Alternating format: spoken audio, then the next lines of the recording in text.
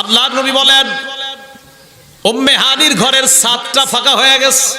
ছাদ কি হয়েছে? ছাদ ফাঁকা হওয়ার পর কেউ ঘরের মধ্যে আসছে, আসার পর আমাকে কেউ একজন জাগ্রত করছে। জাগ্রত করার পর নবীজি বলেন আমি তাকায়া ঘরের ছাদের দিকে তাকায়া দেখলাম ঘরের ছাদ ফাঁকা, দেখলাম হঠাৎ আমি তাকায়া দেখলাম অটোমেটিক আবার ছাদটা লেগে যায়। এখন আপনাদের একটা প্রশ্ন, উত্তরটা মনে রাখবেন। জিবরিল আমিন ছাদ দিয়া কেন আসবে? ছাদ ছাড়া কি আসতে পারতো না? কথা কি বুঝছেন? ছাদ দিয়ে আসবে কেন? ছাদ ছাড়াও তো আসতে পারতেন। মুহাদ্দিসিনে কেরাম বলেন জিবরিল আমিন ছাদ দিয়ে আসার পর ছাদ আবার লেগে যাওয়া, আল্লাহর নবীকে এই জিনিসটা আল্লাহ দেখায় বুঝাইয়া দিলেন আজকে আশ্চর্য কিছু একটা ঘটবে।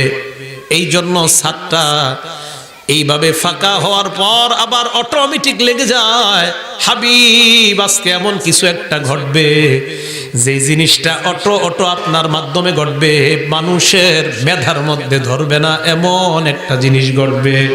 জিবরিল আমিন যখন নামলেন আল্লাহর নবীকে বসাইলেন, বসানোর পর নবী বলেন আমি আবার ঘুমায় গেলাম। বসাইছে আবার ঘুমায় গেছে। নবী বলেন এবার জিবরিল আমিন আমারে বাহিরে নিয়ে গেছে, মিকাইল আরো ফেরেশতারা ধরে আমাকে বাহিরে নিয়ে যায়। কাবা শরীফের সামনে বসায় হাতিমে কাবার মধ্যে আমি আবার হেলান দিয়ে ঘুমাইতে লাগলাম। আবার ঘুমানোর পর জিবরিল আমিন আবার আমাকে শোয়া দেয়। শোয়ানোর পর এবার আমার সিনা ফাঁকা করছে। এটাকে শক্কে সদর বলা হয়। হ্যাঁ, বক্ষ বিদীর্ণ করা। কোন বর্ণনায় 2 বার, কোন বর্ণনায় 3 বার, কোন বর্ণনায় 4 বার।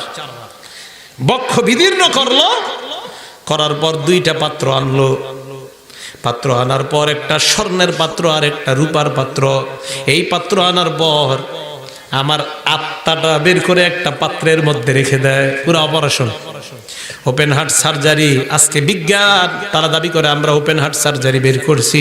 বিশ্বাস করেন বিজ্ঞান আমার নবীর ওই ওপেন হার্ট সার্জারির উপর গবেষণা চালায় এটা বানাইছে। আল্লাহ রাসূল সাল্লাল্লাহু আলাইহি ওয়াসাল্লাম তারা গবেষণা করছে মানুষের এই সিনা ফাড়ার পরেও মানুষ মরে না। এর প্রমাণ সবচেয়ে বড় মুহাম্মদুর রাসূলুল্লাহ সাল্লাল্লাহু আলাইহি ওয়াসাল্লাম। যদি বলেন ইসলাম কি আবিষ্কার করছে, সবচেয়ে বড় প্রমাণ আমার নবী তোমাদের এই জাতীয় আবিষ্কার ছাড়াই ওপেন হার্ট সার্জারি করার পরেও আল্লাহর নবীর কোনো ক্ষতি হয় নাই।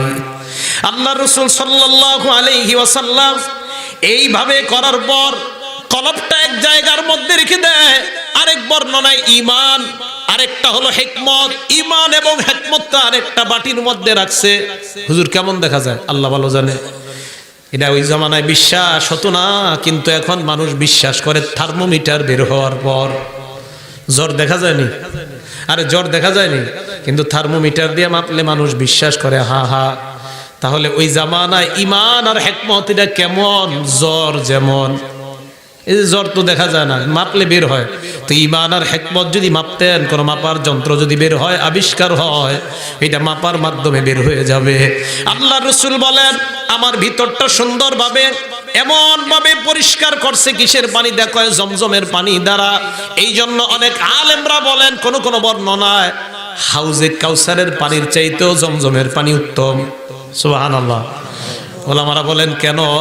হাউজে কাউসারের পানি যদি উত্তম হইতো, আল্লাহ কেন আমার নবীর কলবের ভিতরটা জমজমের পানি দিয়ে ধোয়াইলেন? সবার না, একদল আলেমদের অভিমত। জমজম কূপের পানি দ্বারা ধৌত করার পর আল্লাহর নবীর সিনাটা আবার লাগায়া দিলেন। এবার আল্লাহর নবী বলেন আমাকে এবার যখন নাকি কোথাও নিয়ে যাবে আমাকে সুন্দরভাবে বসায়। বসানোর পর হঠাৎ আমি তাকায় দেখলাম একটা বাহন আমার সামনে আসছে। এই বাহনটা গাদা না খচ্চর না, এর মাঝামাঝি দেখতে একটা বাহন। মা বাইনা বলছে নবীজি হাদিসের মধ্যে, মা বাইনা মানে মাঝামাঝি। ফরস শব্দের অর্থ ঘোড়া, তো কেউ বলছেন ঘোড়া এবং খচ্চর অথবা গাদা খচ্চরের মাঝামাঝি একটা প্রাণী। নবী বলেন কালারটা কেমন? কয় কালারটা সাদা। আরেক বর্ণনায় সাদা, মাঝে মাঝে আবার একটু অন্য কালার। বোরাককে বোরাক কেন বলা হয়? কয়েকটা কারণে। 1 নাম্বার, বোরাক শব্দটা বারিকুন শব্দ থেকে বের হয়েছে।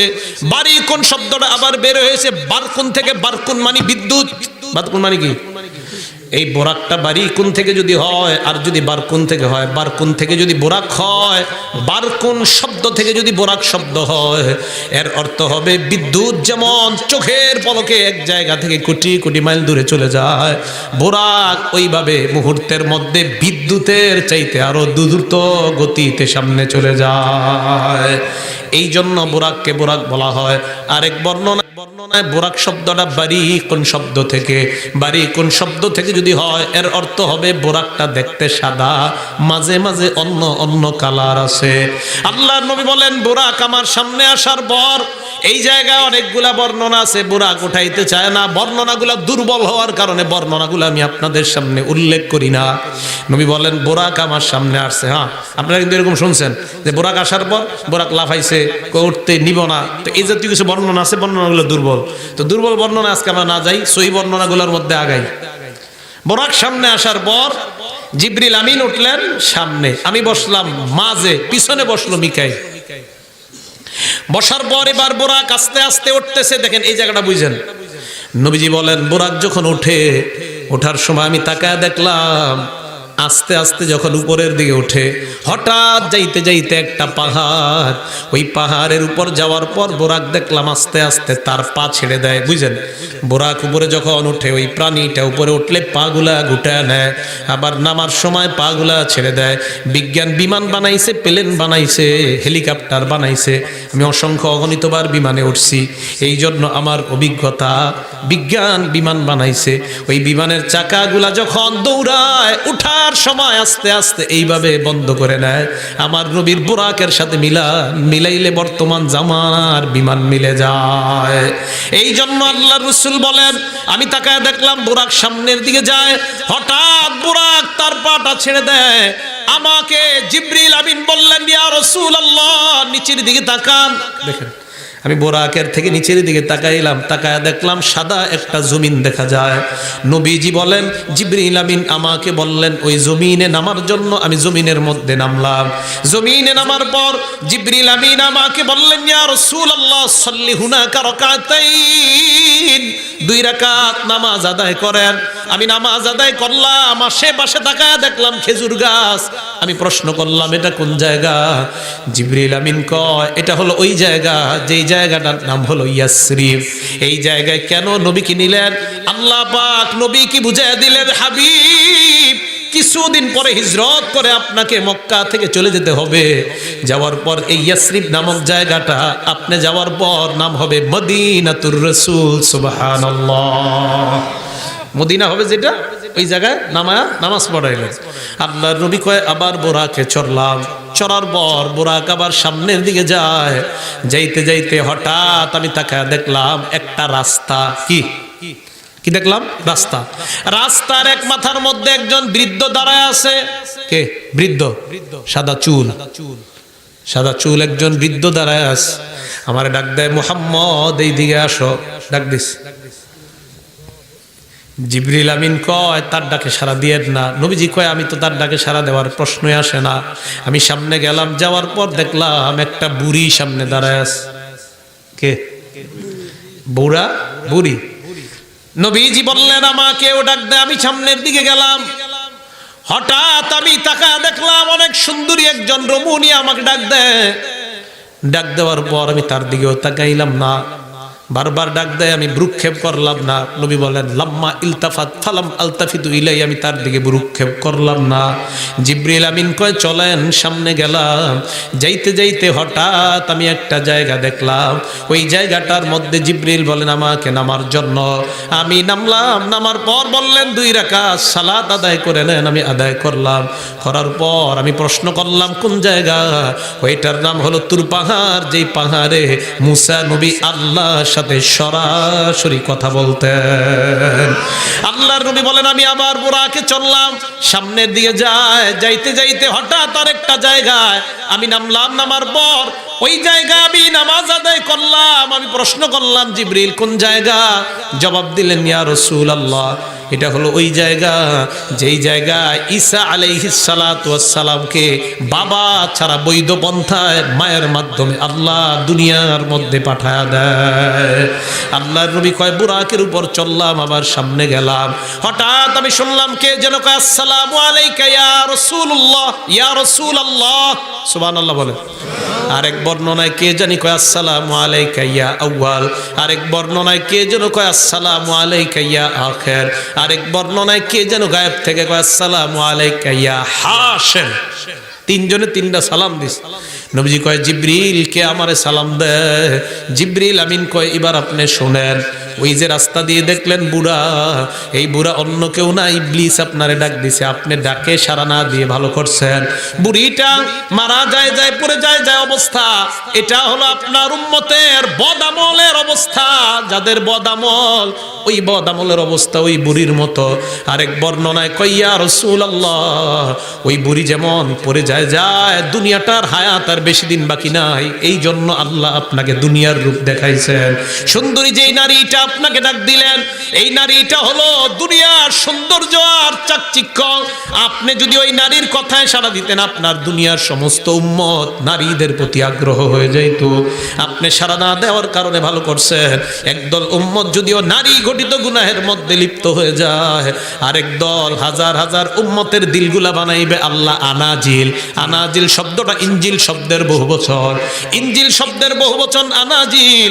আনাজিল মানে হলো ইনজিলের মাধ্যমে যেমন ট্রেন চলে, বাস চলে, গাড়ি ঘোড়া চলে, ওই আনাজিল ইনজিলওয়ালা মানুষগুলার কারণে পুরাটা দুনিয়া ধ্বংস করা থেকে আল্লাহ হেফাজত করে নিবে। আপনি না তাকায়া ভালো করছেন, তাকাইলে সবগুলা নারী লোভী হইত। নবীজি কয় বুঝলাম। সালাম দিল কে?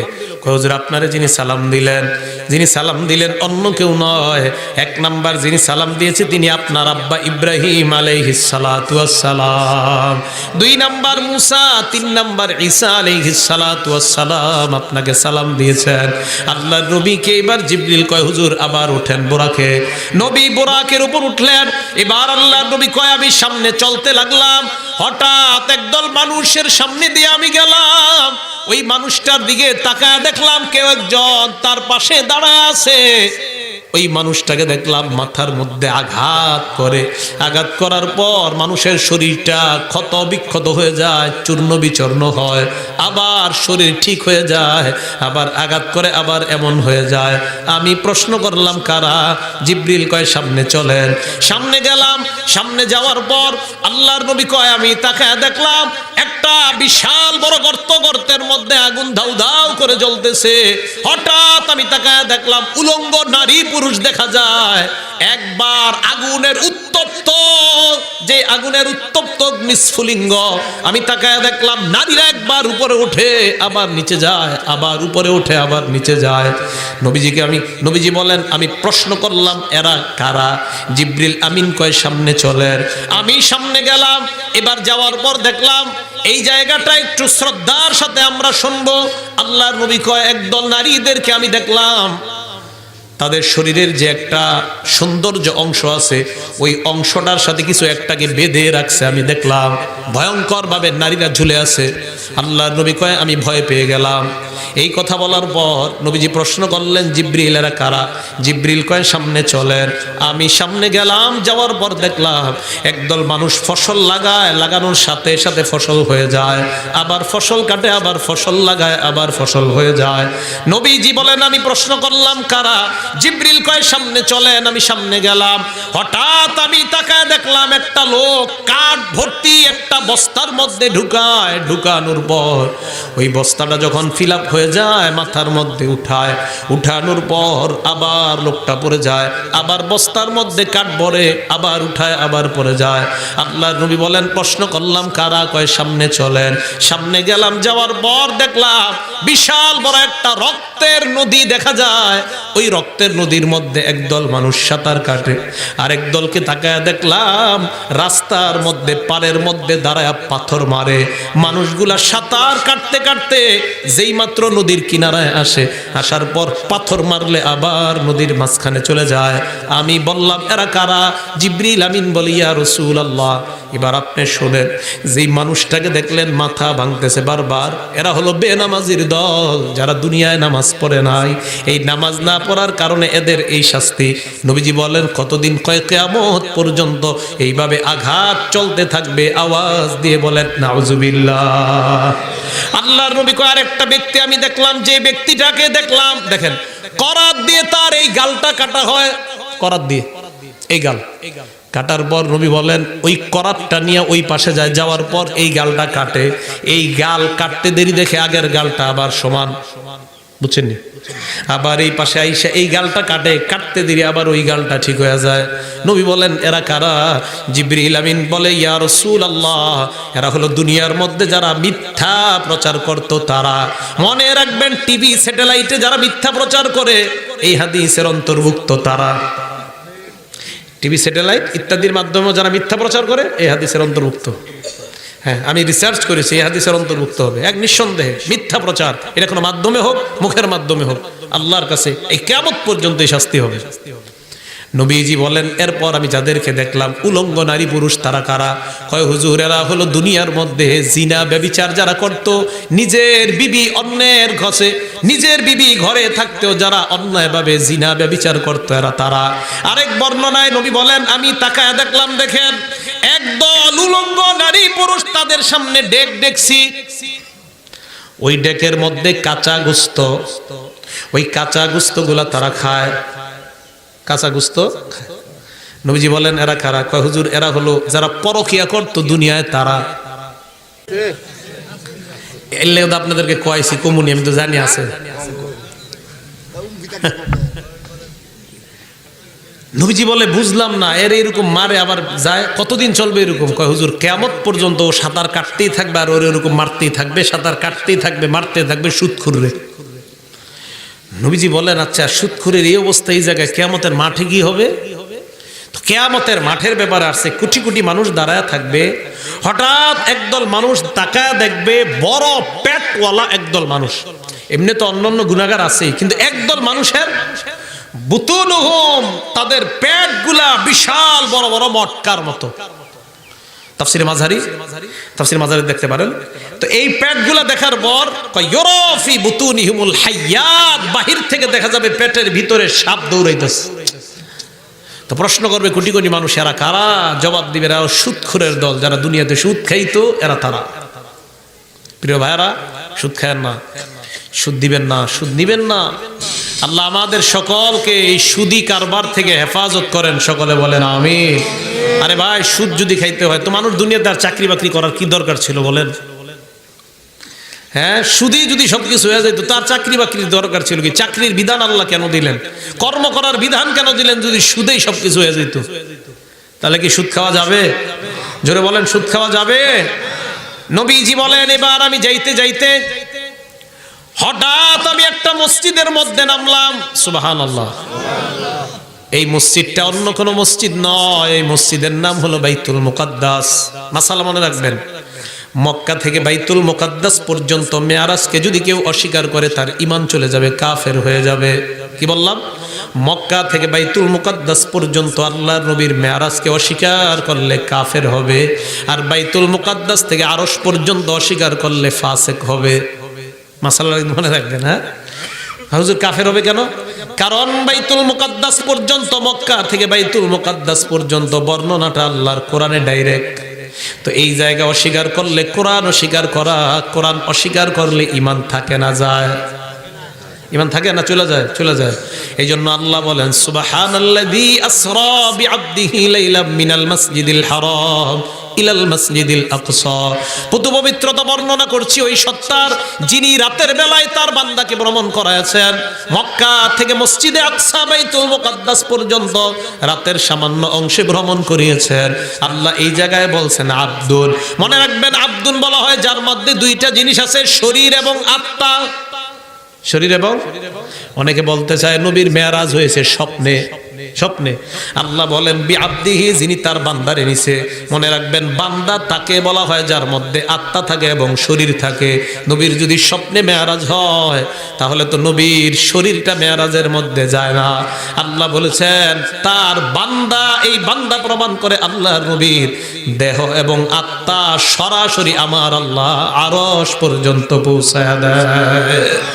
আল্লাহর নবী বলেন বাইতুল মুকাদ্দাসে যাওয়ার পর দেখেন দেয়াল আছে না, দেয়াল, এই দেয়ালের মধ্যে তাকায় দেখলাম এইভাবে হাত দিছি, এই যে হাত দিছি, হাত দিয়া দেখলাম একটা জায়গায় ইট পরিমাণ একটা জায়গা ফাঁকা, ইট দেয়ালের। তো হাত দিয়ে দেখি এটা ফাঁকা কিনলে, মুহাদ্দিসিনে কেরাম লেখছে ওই ইটের জায়গাটায় অন্যান্য নবীরা যেমন ইব্রাহিম আলাইহিস সালাতু ওয়াস সালামও, আপনারা খালি মনে করেন বোরাক আমাদের নবী চালাইছে, ইব্রাহিম নবীও বোরাক চালিয়েছে, এটারও প্রমাণ আছে। সুবহানাল্লাহ। তো অন্যান্য নবীরা তাদের বাহন চালানোর পর এই বাইতুল মুকাদ্দাসের আশেপাশে তো প্রচুর নবী, অসংখ্য অগণিত নবী কিন্তু বাইতুল মুকাদ্দাসের আশেপাশে। আল্লাহ বলেছেন বারাকনা হাওলা, বাইতুল মুকাদ্দাসের চতুর্পাশকে আমি আল্লাহ বরকতপূর্ণ করেছি। কেন বলছেন? অসংখ্য অগণিত নবী আমি এই জায়গায় দিয়েছি। তো নবীরা ঘোড়া চালিয়ে, উট চালিয়ে, ইব্রাহিম নবী বোরাক চালিয়ে। ইব্রাহিম নবী কিন্তু একই সময়ে দুই জায়গায় কাজ করতেন, মক্কায়ও বাইতুল মুকাদ্দাসেও। কোন দিন সকালবেলা উনি বাহন চালাইতেন, বিকালে গিয়ে মক্কায় পৌঁছতেন, রাতে হাজারাকে সময় দিয়ে পরের দিন আবার চলে যেতেন। এটা আমাদের আলোচনার বিষয় না, সূরা আলী ইমরানের তাফসিরে গেলে ওই আলোচনা তখন। তো এই জায়গার মধ্যে ইটটা এইভাবে দিলেন, ইট এই মানে ইটের মতো একটা, তো এইভাবে হাত দেওয়ার পর দেখি কি এটা কেমন জানি ফাঁকা হয়ে গেছে। জিবরিল আমিনকে বললেন জিবরিল এই জায়গাটা এরকম ফাঁকা কেন? কয় হুজুর এইটা আসলে ফাঁকা ছিল। ফাঁকা থাকার কারণ হলো আগের নবীরা তাদের বাহনগুলা এই জায়গায় বাঁধতেন। আজকে আপনার বোরাক আসছে, এই বোরাকও বাঁধবেন। কয় বাঁধার কি দরকার? বোরাক তো কোথাও যাবে না। জিবরিল আমিনের এই বর্ণনায় বোঝা যায় আল্লাহর নবী বোরাকটা বাঁধবেন, এটার অর্থ হলো অন্যান্য নবীরা একটা সুন্নত আদায় করতেন, ওই সৌন্দর্য অনুযায়ী যেন নবী তার বাহনটা বেঁধে অন্যান্য নবীদের সুন্নত আদায় করে নেয়। বোরাক ওই জায়গায় বাঁধার পর আল্লাহর নবী বলেন আমি মসজিদের মধ্যে ঢুকলাম, তাকায় দেখলাম মসজিদ ভর্তি মানুষ। সুবহানাল্লাহ। একটু পরে ফজরের নামাজ হবে, মানে ফজরের টাইম আর কি। নবীজি কয় ওই টাইমে কোনো নামাজের সময় না, নফল হয়তো তাহাজ্জুদ। আমি তাকায় দেখলাম পুরা মসজিদ ভরা মানুষ। জিবরিল আমিন আমারে ইশারা দিয়ে কয় সামনে চলেন। নবীজি কয় কেন? কয় চলেন সামনে। নবীজি বলেন আমি সামনে চললাম, আমারে ফাঁকা করে দেওয়া হয়। আমি সামনে যাওয়ার পর তাকায় দেখলাম কেউ দাঁড়ানোর জায়গা নাই, ইমামের জায়গাটা খালি। জিবরিল আমিন কানের গোড়ায় মুখ লাগায় কয় ইমামের জায়গায় অন্য কেউ দাঁড়াবে না, সবাই দাঁড়িয়ে আছে আপনার ইমামতির নামাজ আদায় করার জন্য। যান সামনে যান। তো নবীজি সামনে গেলেন, নামাজ পড়াইলেন 2 রাকাত। জিবরিল আমিন কানের গোড়ায় মুখ লাগায় কয় জানেন কারা নামাজ পড়ছে? কয় কারা? মানুষরা পড়ছে। মানুষরা পড়ছে। মানুষ বলতে এই তো অসংখ্য অগণিত মানুষ, এরাই তো পড়ছে।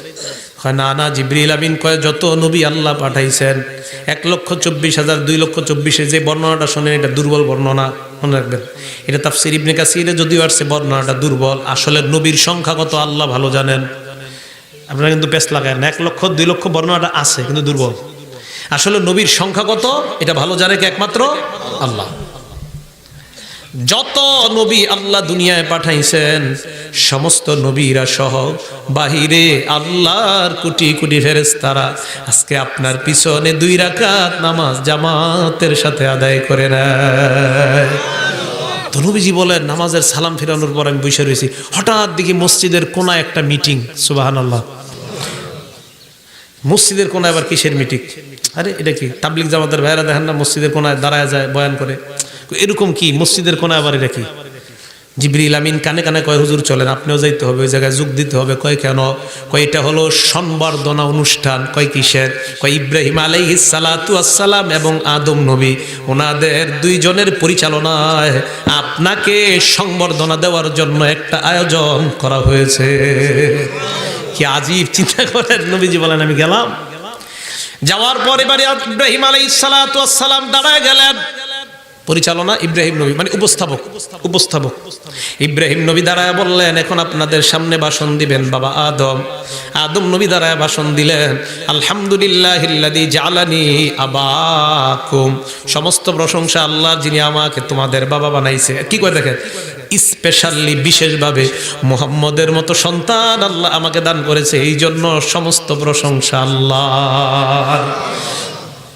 সব নবীরা এক এক পর ভাষণ দিছে, আদম নবী দিছে, মুসা নবী দিছে, ঈসা নবী, এক একজনের পর এক একজনের ভাষণ দেওয়ার পর ইব্রাহিম আলাইহিস সালাতু ওয়াস সালাম ভাষণ দিয়ে দাঁড়ায় কয়, মুহাম্মদ সাল্লাল্লাহু আলাইহি সাল্লাম, ইব্রাহিম নবীর ভাষণ শেষ হওয়ার পর এখন আপনাদের সামনে সমাপনী বক্তব্য দিবে মুহাম্মদ সাল্লাল্লাহু আলাইহি সাল্লাম, আমার সন্তান মুহাম্মদ এখন আপনাদের সামনে সমাপনী বক্তব্য দিবেন। আমাদের নবীজি দাঁড়াইছে। তো নবীজি দাঁড়ানোর পর নবীজি সাল্লাল্লাহু আলাইহি সাল্লাম এমন একটা ভাষণ দিছে, এই ভাষণ দেওয়ার পর ইব্রাহিম আলাইহিস সালাতু ওয়াস সালাম দাঁড়ায় নবী অন্যান্য নবীদেরকে বলতেছে, আপনারা এই যে মুহাম্মদের ভাষণ শুনলেন কি বুঝে আসলো দেখেন। তো নবীরা বলেন যে ওনার ভাষণের আপনার উপস্থাপনা শৈলী, ভাষার মাধুর্যতা এবং তার সাবলীল উপস্থাপনা সবই সুন্দর বলতেছে। ইব্রাহিম নবী কয়, আমার সন্তানের ভাষণ প্রমাণ করে, ওর ভাষণটাই প্রমাণ করে আল্লাহ কেন তাকে শ্রেষ্ঠ নবী বানাইছে। ভাষণ পর্ব শেষ। বলেন তো, নবী মেরাজে গেছে যেই বাহনের নাম, এই বাহনটার নাম কি আপনারা জানেন? বোরাক দিয়া গেছে। নবীজি 5টা বাহন দিয়ে গেছে মেরাজে। বলেন কয়টা? হ্যাঁ, কয়টা? 1 নাম্বার বোরাক, বলেন সবাই বোরাক। 2 নাম্বার জিনা, বলেন জিনা। জিনা মানে হলো লিফটের মতো একটা সিঁড়ি, সুবহানাল্লাহ। 3 নাম্বার আজনিহাতুল মালাইকা, ফেরেশতাদের ডানা। 4 নাম্বার জানাহু জিবরিল, জিবরিল আমিনের ডানা। 5 নাম্বার রফরফ নামক একটা বাহন। তাহলে বোরাকে নবীজি যাওয়ার সময় বাহন ব্যবহার হয়েছে মোট 5টা। কয়টা? এবার আল্লাহ রাসূল সাল্লাল্লাহু আলাইহি ওয়াসাল্লাম আবার বোরাকের উপর উঠলেন। বোরাকে ওঠার পর এবার জিনা নামক সিঁড়ি চলে আসছে, লিফটের মতো সিঁড়ি। ওই সিঁড়ি আসার পর মুহাদ্দিসিনে কেরাম বলেন কোনো সমস্যা নাই, বোরাক সহই নবী লিফটের মধ্যে উঠছে। আপনারা হুইল চেয়ার করে রুগী কি লিফটের মধ্যে নেই কি নেই না? বলেন নেই কি নেই না? যদি আমারে আপনারে প্রশ্ন করে, কিরে তোর বাপারে উপরে কিভাবে উঠাইছস? আমরা কই হুইল চেয়ার দিয়া। কত কিন্তু সত্য। কিন্তু হুইল চেয়ারটা লিফটের মধ্যে রাখছি, ওই লিফট আমাদেরকে হুইল চেয়ার সহ উঠাইয়া দিস। নবীজি বোরাকের মাধ্যমে আকাশে গিয়েছেন, কোনো সন্দেহ নাই। তবে আল্লাহর রাসূল ওই বোরাক সহ রাসূল সাল্লাল্লাহু আলাইহি ওয়াসাল্লাম লিফটের মতো একটা সিঁড়ির মধ্যে উঠার পর ওই সিঁড়িটা লিফটের মতো জিবরিল আমিন আর আমার নবী এবং মিকাইলকে আল্লাহর প্রথম আসমানে পৌঁছা দেয়। তাহলে বোরাক সহ যদি ওটাতে ওঠে সমস্যা আছে? মানে বোরাক সহ উঠছে, ওইটা উঠায় দিছে নবীজি উপরে। প্রথম আসমানে যাওয়ার পর প্রথম আসমানের দায়িত্বশীল ফেরেশতা, ওই ফেরেশতার নাম ইসমাঈল। কি নাম? ইসমাঈলের অধীনে 12,000 ফেরেশতা। ওই 12,000 ফেরেশতার অধীনে আবার 1,00,000 ফেরেশতা। আজকে ক্যালকুলেটরে হিসাব করবেন মোট কতজন। ইসমাঈলের অধীনে 12,000, 12,000-এর প্রত্যেকের অধীনে আবার 1,00,000 ফেরেশতা। জিবরিল আমিন কয়, ইসমাঈল দরজা খুলে দাও। মুহাদ্দিসিনে কেরাম বলেন এই বর্ণনা প্রমাণ করে কারো বাড়িতে যাইতে হলে অনুমতি নেওয়ার প্রয়োজন আছে না নাই? প্রথম আসমানের দায়িত্বশীল ফেরেশতা কয় কে? জিবরিল কয় আমি জিবরাইল। দেখেন লিডার সাহেবের অনুমতি নিতে হচ্ছে। কয় বুঝলাম আপনার সাথে। কয় মুহাম্মদ। কি কয় দেখেন, কয় উনি যে উপরে আসছে আল্লাহ হুকুম দিছে কিনা? কয় হ্যাঁ, আল্লাহ হুকুম দেওয়ার কারণে আসছি। দেখেন একজন নবীকেও সিস্টেম অনুযায়ী আসমানে নিতেছে। এখান থেকে অনেক কিছু শিক্ষার আছে আমাদের। আমরা অনেক কিছু যদি হয়ে যায়, কারো বাড়িতে গেলে একটা বাড়িতে ঢোকার জন্য নিয়ম নীতি আছে। প্রথম আসমানে যাওয়ার পর সমস্ত ফেরেশতারা নবীর সাথে সাক্ষাৎ। প্রথম আসমানে যাওয়ার পর হঠাৎ আল্লাহর নবী একজন মুরব্বির সামনে যায়। যাওয়ার পর মুরব্বি নবীর সামনে আসছে। জিবরিল আমিন কয় সালাম দেন। আমি সালাম দিলাম। সালাম দেওয়ার পর মুরব্বি আমার সালামের জবাব নেয়। আমারে বুকের সাথে ধইরা জড়াইয়া ধরে কয় মারহাবান বিন নবী সলিহি ওয়াল ইবনি সলিহ, স্বাগতম নেককার নবী, স্বাগতম নেককার সন্তান। আমি ওই ব্যক্তিটার দিকে তাকায় দেখলাম, একবার দেখেন উনি ডান দিকে তাকায়, মুরব্বি একবার ডান দিকে তাকায়, তো ডান দিকে তাকায় উনি হাসি দেয়, আরেকবার বাম দিকে তাকায়, বাম দিকে তাকাইলে চেহারাটা মলিন হয়ে যায়। বুঝছেন নি? মুরব্বির দিকে আমি তাকাইলাম, তাকায় দেখলাম একবার ডান দিকে তাকায় চেহারাটা হাসি, আরেকবার বাম দিকে তাকায়, বাম দিকে তাকাইলে চেহারাটা মলিন হয়ে যায়। আমি প্রশ্ন করলাম, জিবরিল কি ব্যাপার, এইভাবে ডান দিকে আর বাম দিকের ব্যাপারটা বুঝলাম না। হয় উনি হলেন আদম আলাইহিস সালাতু ওয়াস সালাম, ডান দিকে তাকাইলে ওনার জান্নাতি সন্তানগুলাকে আল্লাহ দেখা দেয়, আর তাদেরকে দেখে ওনার চেহারাটা হাস্যোজ্জ্বল হয়ে যায়। বাম দিকে তাকাইলে জাহান্নামী সন্তানগুলাকে দেখে তাই চেহারাটা মলিন হয়ে যায়।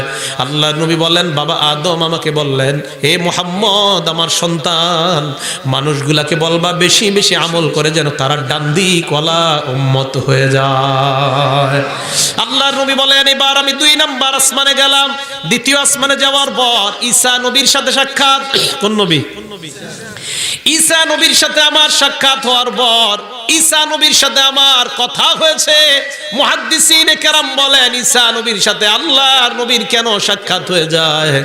ঈসা নবীর সাথে সাক্ষাতের এই আরেকটা অর্থ হলো এই, ঈসা নবীকে আল্লাহ পাক রব্বুল আলামিন নবীর সাথে কথা বলায় জানা দেয়, আমি আপনার উম্মত হইয়া আখিরি জামানায় আবার আসরের নামাজের সময় ইমাম মাহদি আসরের নামাজে দাঁড়াবে, নামাজ তখনও শুরু করবে না।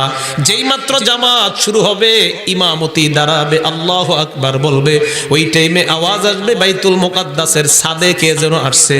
ইমাম মাহদি জনগণকে ওই ছাদের উপর গিয়ে দেখবে ঈসা আলাইহিস সালাতু ওয়াস সালাম বাইতুল মুকাদ্দাসের ছাদের উপর উপস্থিত হয়ে যায়। হ্যাঁ, ঈসা নবী, এটা আমাদের বিষয় না। কিয়ামতের আলামত আলোচনা করলে তখন এই বিষয়। রাসূল করিম সাল্লাল্লাহু আলাইহি সাল্লামের সাথে নবীজির কথা, যে ঈসা আলাইহিস সালাতু ওয়াস সালামের কথা হইলো, এর মানে ঈসা নবী যে আসবে এটা একটা পূর্বাভাস। এবার আল্লাহ নবী বলেন, আমি 3 নাম্বার আসমানে গেলাম। 3 নাম্বার আসমানে গিয়ে হযরত ইউসুফ আলাইহিস সালাতু ওয়াস সালামের সাথে আমার সাক্ষাৎ। নবীজি বলেন, আমার ভাই ইউসুফকে যখন আমার সামনে দেখলাম, আমার মনে হলো আকাশের পূর্ণিমার চাঁদ আমার সামনে বসা দেখা যায়। কে বসা আমার সামনে? আকাশের।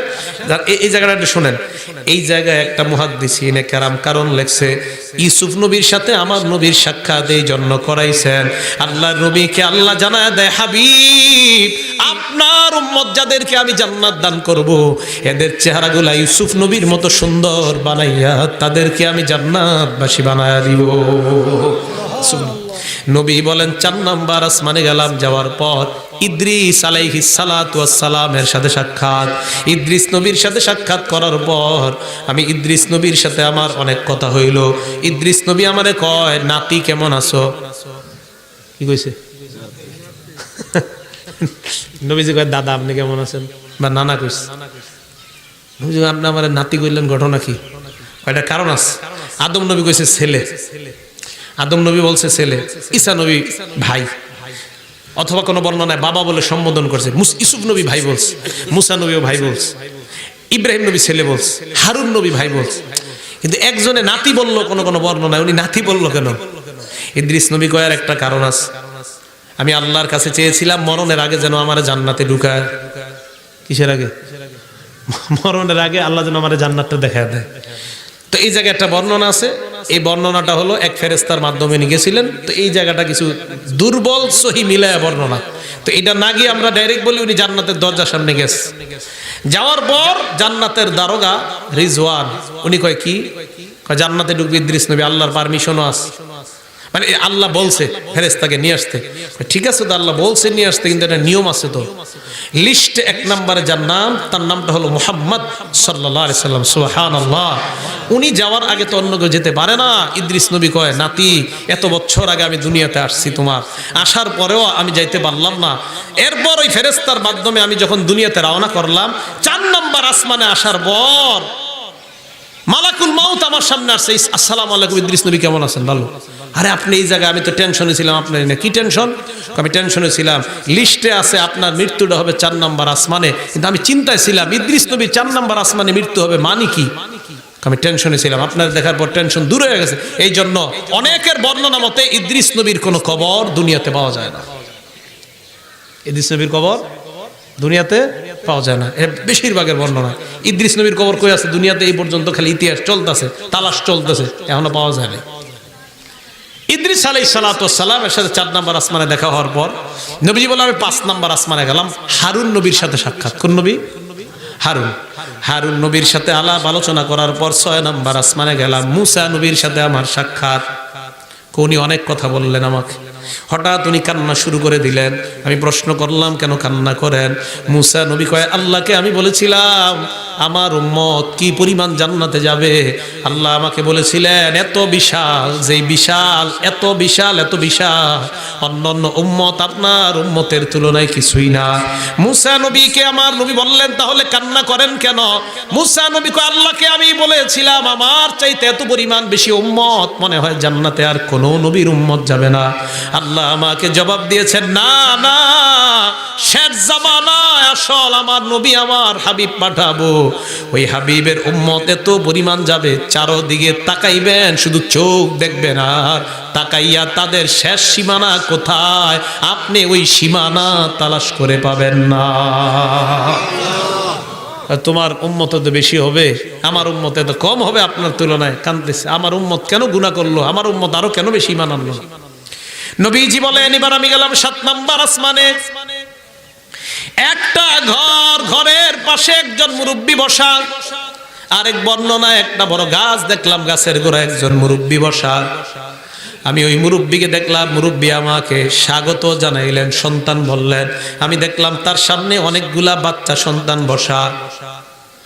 আমাকে জিবরিল আমিন বললেন উপরে ওঠার জন্য। গাছের উপরে উঠলাম, অনেক কিছুই আমি দেখলাম।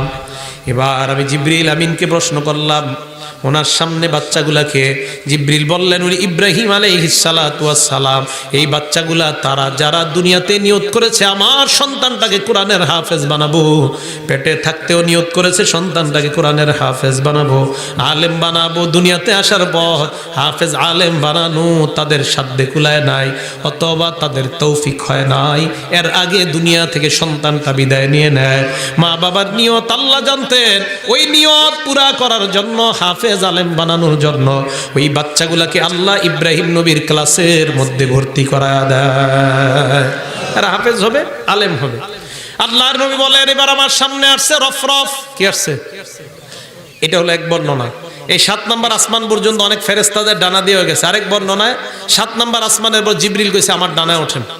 জিবরিলের ডানায় ওঠার পর জিবরিল আমিন যখন ওনাকে নিয়ে গেলেন, নিয়ে যাওয়ার পর একটা জায়গায় গেলেন, জায়গাটার নাম সিদরাতুল মুনতাহা। বলেন কি নাম? সিদরাতুল মুনতাহায় যাওয়ার পর আল্লাহর নবী বলেন বড়ই গাছের মতো একটা দেখলাম। এই সিদরাতুল মুনতাহাকে মুনতাহা কেন বলা হয় বাংলাটা মনে রাখবেন, সমাপ্তি সূচক বড়ই গাছ। বলেন বাংলাটা কি? সমাপ্তি সূচক বড়ই গাছ। এর মানে সিদরাতুল মুনতাহা হলো উপরের জগৎ আর নিচের জগতের মাঝখানে একটা বর্ডার। উপরের জগৎ আর নিচের জগতের মাঝে সমাপ্তি। উপরের জগতের সমাপ্তি সিদরা, নিচের জগতের উপরে সমাপ্তি হলো সিদরা। আর মুনতাহা মানে সমাপ্তি। উপর থেকে নিচ পর্যন্ত সিদরাতুল মুনতাহায় থামে, ওখান থেকে ফেরেশতারা নিচে সাপ্লাই দেয়। আবার নিচ থেকে আমলনামাগুলা সিদরাতুল মুনতাহা পর্যন্ত পৌঁছে, ওই জায়গা থেকে আরেক দল ফেরেশতা আল্লাহ পর্যন্ত পৌঁছায় দেয়। নবীজি বলেন এরপর এই জায়গায় যাওয়ার পর, সিদরাতুল মুনতাহায় যাওয়ার পর এবার আপনারা শুনছেন রফরফ নামক বাহন আসছে। আনার পর নবীজি ওই বাহনের মধ্যে উঠলেন। এই জায়গায় শুনছেন জিবরিল আমিন নাকি কইছে আমি সামনে গেলে আমি পুরে যেতে পারি। কি হইতে পারি? পুরে যেতে পারি। তা আমি সামনে যাবো না, এরকম শুনছেন না বর্ণনা? সামনে গেলে আমি পুরে যাব। এই বর্ণনা কই আছে আমার নিজেরও জানা নেই। যে জিবরিল আমিন বলছে আমি সামনে গেলে পুরে যাব, আমি পাই নাই। যদি ওলামায়ে কেরাম পান আমার জানাই দিন। জিবরিল আমিন এই কথা বলছে। এটা একটা শেরের মধ্যে আছে। শের একটা শের আমি অতটা পারি না। একটা শেরের মধ্যে আছে, কবি বলেন যে আমি যদি আরেক পা সামনে অগ্রসর হই তো আমার পা পুড়ে যাবে, আমার শরীর আপনার পুরো ধম্ব দুলিশাত হয়ে যাবে। এই জাতীয় কথা কোরআন হাদিসের কোথাও আছে কিনা এটা আমার জানা নাই। তাই প্রিয় ভাইরা আমি আপনাদের সামনে বলতে পারতেছি এই কথা। তো জিবরিল আমিন নবীজির থেকে আলাদা হয়েছে কিনা এই কথাও কোথাও নাই। এই জন্য আমি এই জায়গায় স্টপ। জিবরিল আমিন নবীর সাথে গেছে কিনা এটাও আমি জানি না, আলাদা হয়েছে কিনা এটা আমি জানি না। কিন্তু এইখান থেকে আমার মনে হচ্ছে জিবরিল আমিন আলাদা হয় নাই, একদম শেষ পর্যন্তই নবীর সাথে ছিলেন জিবরিল। জিবরিল আলাদা হয়েছে এই ব্যাপারে সহি কোনো বর্ণনা নাই। আমি তো বলছি, আমি তো আপনাদের সামনে স্বীকার করলাম, যদি থাকে আমাকে জানাইতে পারেন। কিন্তু ওই বইটই জাল কিতাব মুকসুদুল মুমিনিন জাতীয় কোনো বইটই বইরা কিন্তু বললেন না আবার। তো জিবরিল আমিন ওই জায়গায় যাওয়ার পর রফরফ আসছে, রফরফে নবীজি উঠলেন। উঠার পর আল্লাহ নবী বলেন উপরে গেলাম, আরেক জায়গায় গেলাম, যেই জায়গাটার নাম শরীফুল আকলাম। শরীফুল আকলাম মানে কলমের ঠন ঠন আওয়াজ, কলম। শরীফ মানে আওয়াজ, আকলাম মানে কলম। আকলাম শব্দটা কলমের বহুবচন, কলম এর শব্দের বহুবচন হলো আকলাম। কলমের আওয়াজ ওই জায়গায় যাওয়ার পর আমি অবাক হয়ে গেলাম। কিসের আওয়াজ? জিবরিল আমিনের থেকে জবাব আসে, ইয়া রাসূলুল্লাহ, কলমের আওয়াজ, এই কলম দিয়ে উম্মতের ভাগ্য লিপিবদ্ধ করা হয়। মনে রাখবেন, দুনিয়াতে সর্বপ্রথম আল্লাহ যেই জিনিসটা বানাইছে এই জিনিসটা হলো কলম। জোরে বলেন কি? এই ব্যাপারে দুইটা বর্ণনা, আউয়ালু মা খালাকাল্লাহুল কলাম, আউয়ালু মা খালাকাল্লাহুল খালকা আল কলাম। আল্লাহ সর্বপ্রথম যে সৃষ্টিটা বানাইছেন এই সৃষ্টিটা হলো কলম। এটা মুসলিম শরীফের বর্ণনা। দুর্বল কিতাবের বর্ণনা আছে একটা, আউয়ালু মা খালাকাল্লাহু নূরি, আল্লাহ সর্বপ্রথম আমার নূর বানাইছে। এটা বলা হয়, অনেকে বলে নবীর নাকি নূর বানাইছে। সর্বপ্রথম ওই বর্ণনা নিতান্তই দুর্বল। কলমের বর্ণনা মুসলিম শরীফের হাদিস। অতএব দুর্বলটা বাদ, আসলটা গ্রহণ করা, এটাই গ্রহণ করা। সর্বপ্রথম আল্লাহ কলম বানাইছেন। ওই সিন্নি জিলাপি খাইতে গিয়া ওই প্রমাণ দেওয়া হয় যে প্রথম নূর বানাইছে নবীর। হ্যাঁ, এটা সঠিক না, এটা সত্যি কথা না। রাসূল করিম সাল্লাল্লাহু আলাইহি সাল্লাম ওখানে গেলেন।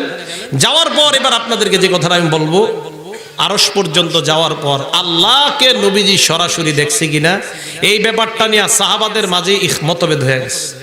আম্মা জান আয়েশা সিদ্দিকা এক পক্ষে ছিলেন, আব্দুল্লাহ ইবনে আব্বাস আরেক পক্ষে ছিলেন। মতভেদপূর্ণ জায়গায় আমরা চুপ থাকি।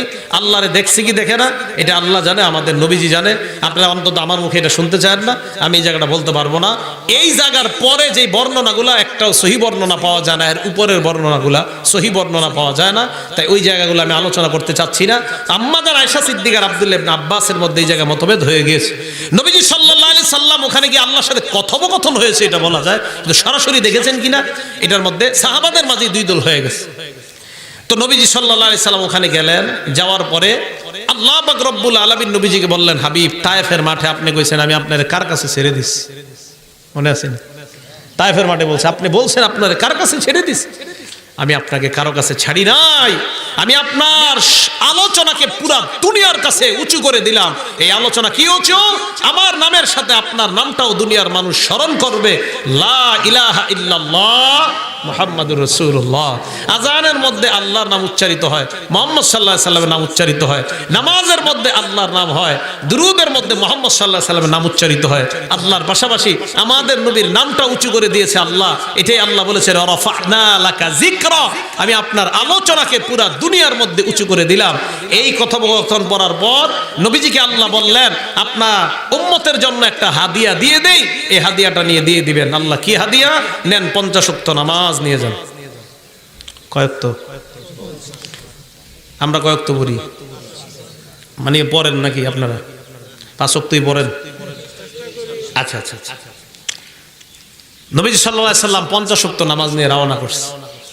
রওনা করার পর 6 নাম্বার আসমানে মুসা নবী কয়, কই যান? কয় দুনিয়াতে যাই। কয় কি দিছে আল্লাহ? কয় আল্লাহ অনেক কিছু দিয়েছেন, এর মধ্যে একটা দিছে 50 ওয়াক্ত নামাজ। মুসা নবী কয়, সর্বনাশ, উম্মত কেমন এটা আমার ভালো করে জানাস। উম্মত 50 ওয়াক্ত জিন্দেগিতেও পড়বে না, তাড়াতাড়ি আল্লাহর কাছে যান, কমায় দিতে বলেন। এই সহিহ বর্ণনা, এই বুখারী তো আছে, মুসলিম শরীফ আছে। নবীজি গেলেন, যাওয়ার পর এক বর্ণনায় 10 ওয়াক্ত, আরেক বর্ণনায় 5 ওয়াক্ত কমায় দিস। আবার আসছে মুসা নবী কয়, আবার যান, আবার আসে, আবার যান, আবার আসে, আবার যান। কমাইতে কমাইতে 45 ওয়াক্ত নামাজ কমায় দিছে। আছে কয় ওয়াক্ত? মুসা নবী কয়, কত কয় ওয়াক্ত? আমাদের নবী জবাব দেয়, 5 সালাওয়াত, 5 ওয়াক্ত নামাজ দিছে আল্লাহ। মুসা নবী কয়, না না, 5 ওয়াক্ত পড়তে পারবে না। মুসা নবীর কথা ঠিক কিনা? কি বলেন আপনারা? আমাদের নবী কয়, কি করব? আল্লাহর কাছে যান। নবী জবাব দেয়, ইস্তাহিয়াতু রব্বি, আমার লজ্জা হয় আর আল্লাহর কাছে যাইতে। হাবিব 5 ওয়াক্ত নামাজ নিয়ে দুনিয়ায় রওনা করলেন। আল্লাহ ডাক দিয়ে বলে, হাবিব, 50 ওয়াক্ত নামাজ দিয়েছিলাম, আপনার উম্মত 50 ওয়াক্ত পড়লে আমি 50 ওয়াক্তের সওয়াব দান করতাম। আপনার উম্মতকে জানায়া দেন ইফতারাদাহুন্নাল্লাহু খামসা সালাওয়াত, এদের উপর 5 ওয়াক্ত নামাজ আমি ফরজ করলাম। লা ইউবাদদালুল কাউলু লাদাইয়া, আমি আল্লাহর কথার কোনো নড়চড় হয় না। 50 ওয়াক্ত পড়লে সওয়াব দিতাম 50 ওয়াক্ত, কথা আগেরটাই। 5 ওয়াক্ত যদি পড়ে 50 ওয়াক্তের সওয়াব দিয়ে দিলাম। আমার কথা নড়চড় নাই। 50 ওয়াক্ত সওয়াব ওইটাই ঠিক থাকবে। 5 ওয়াক্তই পড়তে বলেন, আমরা তো বুঝি না। নবীজি দুনিয়াতে আসলেন, আসার পর নবীজি বলেন যেই মাত্র আসতে লাগলাম হঠাৎ আমি দেখলাম একদল মানুষ। আমি দেখি আর মক্কার অমুক দল, মক্কার ওই দলগুলা, এই জায়গাটা শুনেন। আমি ওই দলের কয়েকজনকে ডাক দিলাম, এরা এইভাবে উপরে উপরে তাকাইছে, অন্ধকারে আমার দেখে না। হঠাৎ তাদের একটা বাহন হারায় গেছে, ওট হারায় গেছে, ওই ওট তালাশ করতে গেছে। আরে তাদের ওই জায়গায় পানি ছিল, আমি একটু পানি পান করছি। নবীজি কয় এটা করার কারণ আছে। এরা একটু পরে আসছে, আইসা দেখে এদের পানি নাই, সর্বনাশ, পানি কে খাইলো, কোনো মানুষ তো নাই, বুঝলেন। এবার আল্লাহর নবী বলেন আর একটু সামনে গেলাম, যাওয়ার পর দেখলাম একটা উটের উপর লাল বস্তা, সাদা বস্তা, কোনো বর্ণ নাই, কালা বস্তা। আল্লাহর নবী কয় হঠাৎ একটা আওয়াজ হয়, ওই আওয়াজে উটটা মারা যায়। 2 দল। আমি এই দলগুলা দেখার পর ফজরের আগে গিয়ে কাবা শরীফের সামনে উপস্থিত হয়ে গেলাম। ফজর নামাজের পর ঘোষণা দিলাম আমি এক রাতের মধ্যে না, লাইলান বলেন, লাইলান শব্দের অর্থ রাতের সামান্য কিছু অংশে আমি দুনিয়া থেকে 7 আসমানের উপর সিদরাতুল মুনতাহা, শরীফুল আকলাম, জান্নাত, জাহান্নাম সব দেখে আমি দুনিয়ার মধ্যে আসলাম। ফজরের পরে আবু জাহেল কয়, তালি দেওয়া শুরু করছে ঘটনা একটা। কয় কি? কয় মোহাম্মদ এতদিন যা বলতো মোটামুটি একটা লিমিটের মধ্যে ছিল, আজকে লিমিট ক্রস করে ফেলছে। একজনকে কয় তাড়াতাড়ি আবু বকরের কাছে যাও, যাওয়ার পর আবু বকরকে প্রথম সংবাদটা দাও, তোমার দোস্ত কাবার সামনে দাঁড়ায় এই কথা বলতেছে। একজন দৌড়ায় গেছে, গিয়ে কয় আবু বকর মুহাম্মদ সাল্লাল্লাহু আলাইহি ওয়াসাল্লাম এই কথা কয়। কি কইছে? কয় রাতের সামান্য অংশ নাকি সব ভ্রমণ করে আসছে। আবু বকর কয় আমার নবী বলছেনি? কয় হ্যাঁ। আবু বকর কয় সন্দেহ ছাড়া আমি বিশ্বাস করে নিলাম। কয় কোনো সন্দেহ নাই। দৌড়ে আসছে, আইসা কয় বস। আবু জাহেল কি হইছে? না কাজ হয় নাই। আবু বকর বিশ্বাস করছে। আবু বকর কয় আমি চিন্তায় পড়ে গেলাম, নিশ্চিত আমার নবীরে জ্বালাইতেছে কাবা চত্বরে। আমি দৌড়ে গেলাম, কাবা চত্বরে যাওয়ার পর আল্লাহ রাসূল সাল্লাল্লাহু আলাইহি ওয়াসাল্লাম বেঈমানদেরকে বলতে লাগলেন, শুধু তাই নয়, রাতের বেলা আসার সময় আমি তোমাদের 2টা ব্যবসায়ী কাফেলাকে দেখলাম। একদল কাফেলাকে অমুক জায়গায় দেখলাম, ওই জায়গায় তাদের পানি আমি পান করেছিলাম, আয়েশা তারা পানিটা পায় নাই। তোমরা ওরা আসলে জিজ্ঞাসা করবা কথাটা সত্য কিনা। আরেক দলের উট লাফাইতে লাফাইতে আমার বুরাকের আওয়াজে উটটা মারা গেছে। এই হাদিস থেকে বোঝা যায় হেলিকপ্টার আর জাহাজের আওয়াজটাও নকল করা। হ্যাঁ, বুরাকের আওয়াজে বাহন মারা গেছে। হ্যাঁ, কথাগুলা যারা আধুনিক শিক্ষা শিক্ষিত কথাগুলো গবেষণা করবেন, বিমান শক্কে সদর, ওপেন হার্ট, এই জায়গাগুলো আপনারা গবেষণা করবেন, দেখবেন মাশাআল্লাহ কোরআন হাদিস থেকে আপনারা সার নির্যাস পাবেন। আর সূরা বানী ইসরাঈল যদি ঘরে তাফসীর থাকে বাংলা, ওখান থেকে আপনারা পড়বেন, একদম ভিতরে ঢুকবেন, তো দেখার পরে দেখবেন আপনারা না সূরা বানী ইসরাঈলটা পড়বেন। আর সূরা নাজম 27 নম্বর পারার 5 নম্বর পৃষ্ঠায় যাওয়ার নাজমি ইদা হাওয়া মা দাল্লা সাহিবুকুম, এখান থেকে বেশ কিছু আয়াত পড়বেন। মাশাআল্লাহ অনেক আধুনিক শিক্ষিত যারা তাদের ঘরে এখন কোরআন তাফসীর থাকে, তো ইবনে কাসিরটা যদি থাকে এটা পড়তে পারেন, আর মাআরিফুল কোরআনটা যদি থাকে ওইটা একটু দেখে নেবেন। রাসূল করিম সাল্লাল্লাহু আলাইহি সাল্লাম আসার পর যখন এগুলা বললেন, তা আবু জাহেল তো এরকম আয়েশা কয়, মুহাম্মদ তুমি আর কিছু পাইলা না কওয়ার? নবীজি কয় কি বলতে হবে? আবু জাহেল কয় বাইতুল মুকাদ্দাসের কয়টা দরজা, কয়টা জানালা। আচ্ছা আপনারা এই জায়গায় যারা আছেন, এই যে আপনাকে এত সুন্দর একটা মসজিদ দেখলাম, আমি তো নাইমা কই, আমি খালি ঘরবাড়ি দেখছি আর মসজিদ দেখছি, ঘরবাড়ির সাথে মসজিদের চেহারা মিলে নেই। এই তো সুন্দর মসজিদ এই এলাকায় ঢাকায় খালি উপরের দিকে তাকাই। এখন এই যে মসজিদের, আপনাদের এই মসজিদের জানালার শিকগুলা কয়টা আছে কে কে কইতে পারবেন?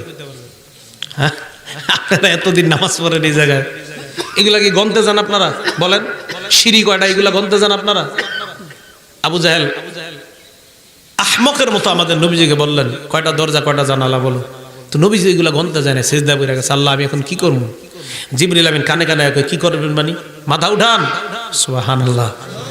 এক বর্ণনায় জিবরিল আমিন পুরা বাইতুল মুকাদ্দাসটা আল্লাহ রাসূলের সামনে এইভাবে পুরা দৃশ্যটা ধরছে এইভাবে। সুবহানাল্লাহ।